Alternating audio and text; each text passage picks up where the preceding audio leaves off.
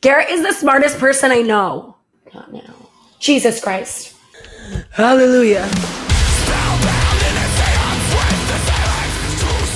Hey y'all, my name is Taylor. I'm a therapist and I love metal music. So let's talk about the new Silent Planet song and the lyrics and how they can help you in your mental health. But before we do that, I have to tell you something so freaking important, and it is as follows. We have a support wall. What the heck is that? It's a place where you can post whatever you're struggling with, and our community will provide love and encouragement and support for you, big or small, whatever you're going through. And the best part about it is it's right here in the YouTube comments. So all you have to do is tag @HeartSupport and share. You can share what you're feeling right now. You can share if you feel something when I say something as we talk about these lyrics, whatever. That is what we're here for. We want to support you, and the comments are a safe place. So open on up and get some loving in return. As always, as we know, I'm a Silent Planet stan. I'm a Silent Planet fangirl. I love Silent Planet. Everyone in the band is truly the kindest human on earth. The lyrics are beautiful and magical and incredible. I like really don't know what else to say except for I have one bone to pick, and it's like I don't know how to say this. Anunnaki, Anunnaki, Anunnaki, Anunnaki, Anunnaki, Anunnaki. Oh, the complete Anunnaki Bible, a source book of esoteric archaeology. What is that? Oh, this is exciting. Okay, we're going to learn about Anunnaki quickly, briefly, before we put this in. The Anunnaki are a group of deities of the ancient Sumerians and the earliest Sumerian writings about them, which come from the post-Akkadian period. The god of the heavens and the goddess of their earth, and their primary function was to decree the fates of humanity.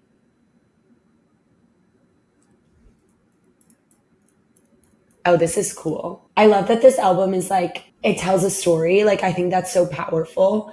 And I love mythology and history. And this doesn't really sound like, is this mythology? Yeah.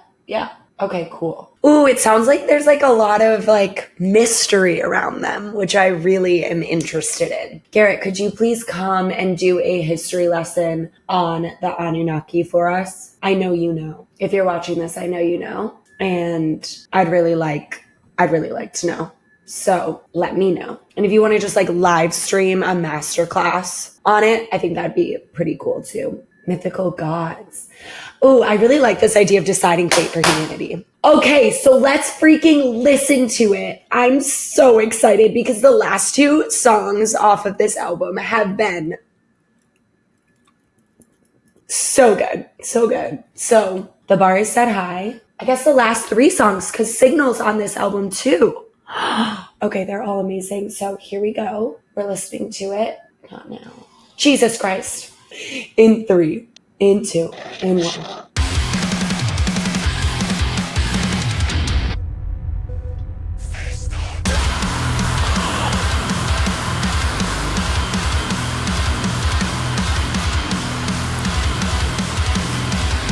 Strapped in.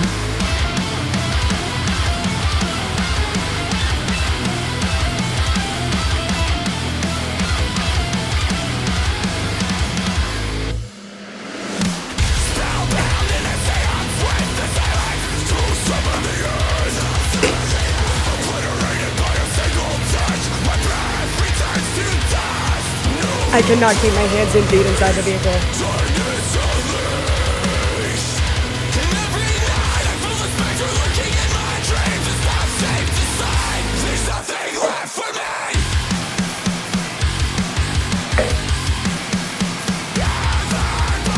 I don't know what to do with myself.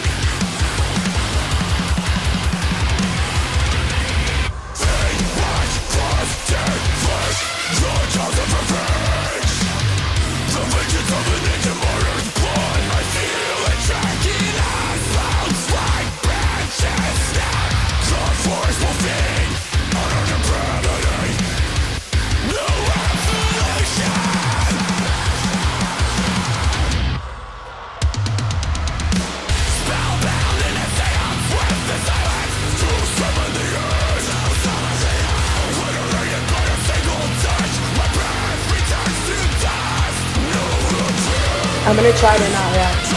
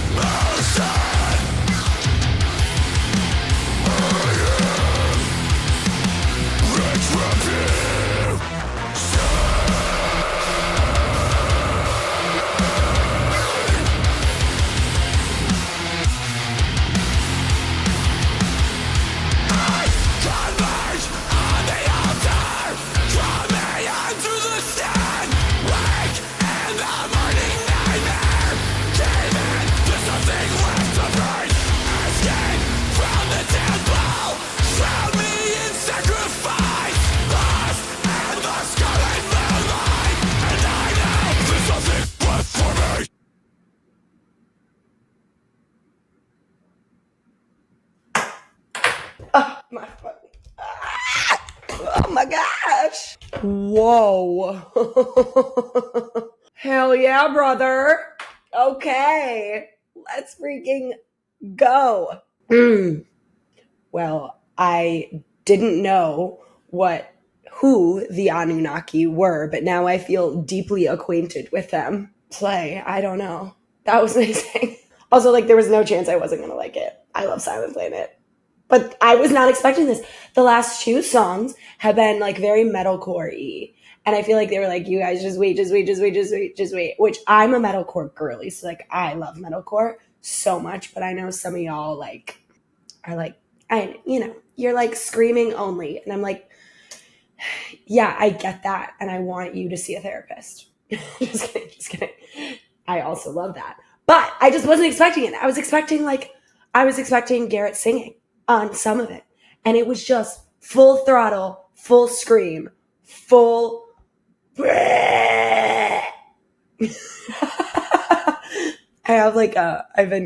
don't know what's happening to my voice, honestly, but I feel like now is my time to write a metalcore record. Face the dead! Is that it? Me and Coach. Okay. Here we go. Okay. I like to consider myself a smart person, and sometimes I'm just like, I don't know what these things mean. Like, these lyrics are so profound. They're so deep. They're so beautiful. I feel the spectra lurking in my dreams. It's not safe to sleep. There's nothing left for me. For so many people who are struggling, like, getting out of bed is the hardest part. And I think it's an extra layer of pain when your dreams are full of nightmares, when they're no longer a safe place, when you can feel the pain, the darkness, even lurking at night when you're not awake. There are so many reasons for nightmares. Sometimes our brains, our subconscious, try to use our dreams to try to process through things that have happened to us in the past. What's really unfortunate about that is often traumatic experiences need processing through. It feels like it can almost assault us in our sleep with the memories of this pain, these nightmares. Our brain is also trying to help us heal and create meaning from the situation. But what's unfortunate is that with trauma, we often don't do a very good job of creating meaning from a situation because our brains want us to feel like we're in control. And one of the main ways that we trick ourselves into feeling like we are in control is by making something our fault. Because if it was our fault, then we can prevent it from happening in the future if we just do something differently. And so often our brains are trying to do that. They're trying to make sense of a situation. They're trying to process a situation. They're trying to make meaning for us. And unfortunately, that meaning that they make is often painful, and it can often just feel like there is no escape from the pain. Because when you're awake, you feel like you're constantly reminded of the trauma, of the painful situation. And then you go to sleep to try to get some rest and to try to, for a brief period in time, just forget about it. And it shows up in your dreams as well. And that's incredibly painful. And my heart just aches. And I see this with my clients who are struggling with PTSD. When you start to heal the trauma, when you are awake, the nightmares start to disappear as well. And often what happens is we are not giving ourselves the space and the time to focus on, process, and heal the experience during our waking hours. And so our brain's only choice is to try to make sense of it when we're asleep because we're avoiding the trauma when we are awake. And so once we start to actually take that event and work through it, and process it and create meaning from it intentionally, then our brain doesn't have to do the work when we're asleep, and it doesn't have to make meaning out of it. And the meaning that we make in our nightmares is often much more painful than the truth and the meaning that we make when we're awake, when we do it intentionally, at least. Do you feel like your nightmares sometimes cause you an exponential amount of pain? They make you feel like sleep isn't even a safe place? Share in the comments by tagging at HeartSupport and we'll encourage you. Garrett is the smartest person I know. The vengeance of an ancient martyr's blood, I feel it tracking us. I don't think this is what this is actually about, but what the sentence I feel it tracking us reminds me of is something that people don't talk about a lot is when you experience depression. When you are not in a period of a depressive episode, it often feels like you have this depression following you that's waiting to pounce at any moment. And the fear of being in a depressive episode or the fear of this sadness or anxiety, it's not just limited to depression, but taking over you again is almost as bad as the experience of it, because you're living, it's like you're walking down the street at night and someone in a hood is following you and they're just like kind of always there. And you're just always like watching. So you can never be fully focused and present. And that fear can be so consuming and terrifying, because if you're a person who knows what it feels like to fall into the depths of depression, to fall so deeply, especially into the depths of depression where you don't feel like earth is for you anymore, then the fear of feeling that again is almost as painful and can be as the actual feeling itself. And you feel like you always have to look over your shoulder and remain vigilant. And sometimes the truth is that you actually do have to remain vigilant, but not in fear. What you need to remain vigilant of is doing the things that are keeping you healthy. You actually do need to keep your eyes on the step that is directly in front of you, on the step that you're taking in this moment, instead of looking back in fear, because the step that you are taking in this moment can protect you from whatever is following behind you. It's like if someone were actually following behind you, if they start to run and catch you, you grab your pepper spray instead of, you're not going to turn back and just stare at them, right? You're going to remain vigilant in protecting yourself. And how you do that is by following your practices that you know keep you healthy, whatever that might be for you, whether it's therapy, meditation, journaling, medication, staying in community, not isolating, listening to music, going to shows, whatever those things are. You don't need to just look behind you. You need to stay centered and look at the next step that's right in front of you, because that will protect you from whatever is coming behind you. It actually doesn't matter if it's a big bad wolf or if it's just a nice old lady coming to ask you for directions. What you are doing in the present moment can help protect you from whatever's behind you. And you don't actually have to live in that fear of that depressive episode, because you start to learn that even if that episode is coming for you, you can do things to protect yourself from making it as painful as it's been in the past, or even really consuming you at all. Just because you've had a terrible depressive episode in the past does not mean that every episode of sadness or every experience of sadness will turn into a depressive episode of that magnitude. And you can be the person that protects yourself from that by remaining vigilant in the way of looking forward instead of looking back. Do you feel like the fear of experiencing a mental health crisis paralyzes you at times? Do you feel like you're always waiting for it to come to you? Share in the comments by tagging at HeartSupport and we will encourage you.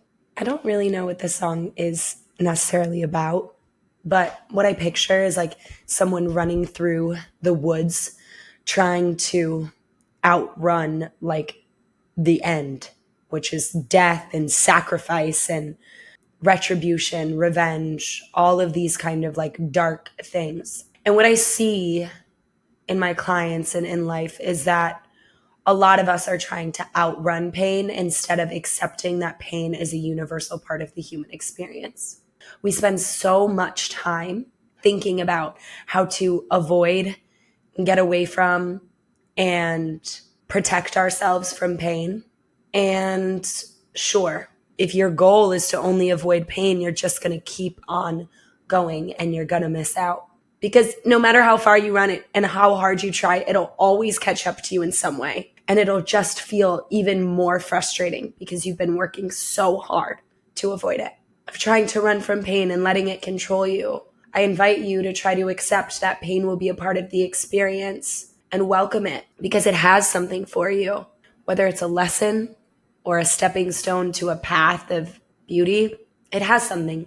It's not all bad. Nothing ever is. Do you feel like pain is always chasing you? You're always running from pain? Share in the comments by tagging at HeartSupport and we'll encourage you. Oh my gosh, you guys, I freaking love Silent Planet so much, and this song is such a banger. If anything I said resonated with you, please share in the comments by tagging at HeartSupport, and we will encourage you. I love you. I love you. I love you. I'll see you soon. The rising tide of fever from my tongue as you have come to stoke a vessel, but the curse won't be undone. I promise once you hear the silence, nothing ever sounds the same. I am flowing through your veins.